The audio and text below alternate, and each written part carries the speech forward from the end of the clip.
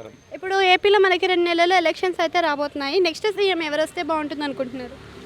నారా చంద్రబాబు నాయుడు గారు వస్తే బాగుంటుందని చంద్రబాబు నాయుడు గారు ఒకవేళ అధికారంలోకి వస్తే మన ఉద్యోగ అవకాశాలు ఏ మేరకు ఉంటాయి అనుకోవచ్చు? 100%. అప్పుడు ఆయన ఉన్నప్పుడు ఉమ్మడి ఆంధ్రప్రదేశ్లో ఉన్నప్పుడు కూడా 2 మాటలు డిఎస్సీ వేసిండు. బాగానే పరిశ్రమలు ఎక్కడి నుంచి అయినా తీసుకొచ్చిండు కాబట్టి ఉద్యోగాల యువత కూడా బాగా అవకాశాలు ఉంటాయి. 100%గా ఆయన్ని చంద్రబాబు అయితేనే బాగుంటుంది. ఉద్యోగ అవకాశాలని చెప్పారు కదా, సో అదేంటి మనకి జాబ్ క్యాలెండర్ ఇయర్లీ రిలీజ్ చేస్తానని మనకి జగన్ గారు చెప్పారు అండ్ చంద్రబాబు గారు చెప్పారు. మరి ఇద్దరిలో ప్రజలు ఎవరిని నమ్మవచ్చు అనుకోవచ్చు?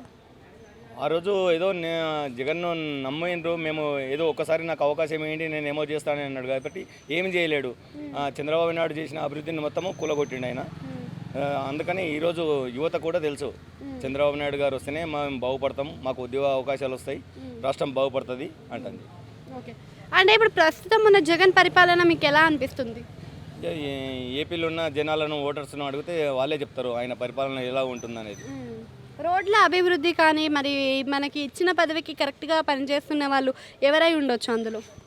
ఇచ్చిన పదవికి నువ్వు కరెక్ట్గా న్యాయం జరగాలని అంటే చంద్రబాబు నాయుడు గారి గతంలో కూడా రాజశేఖర రెడ్డి చంద్రబాబు నాయుడు ఉన్నప్పుడు బాగా పరిపాలన మంచిగా రోడ్లు కానీ ఇంకా వేరే ఏదైనా కానీ జరిగేది. కానీ ఈరోజు మనము తిరుపతి మనము ఉదాహరణగా తిరుపతి తీసుకుంటే తిరుమల తిరుపతి దేవస్థానము అక్కడ పోయి చూడండి, మీరు ఆంధ్ర వాళ్ళు చూడండి, ఇంకా దేశ విదేశాల నుంచి వచ్చే వాళ్ళు కూడా చాలామంది ఆయన ఎంత విమర్శిస్తున్నారు అనేది అక్కడ ఉన్న సాక్షాత్తు వెంకటేశ్వర స్వామికే తెలుసు ఆయన గురించి.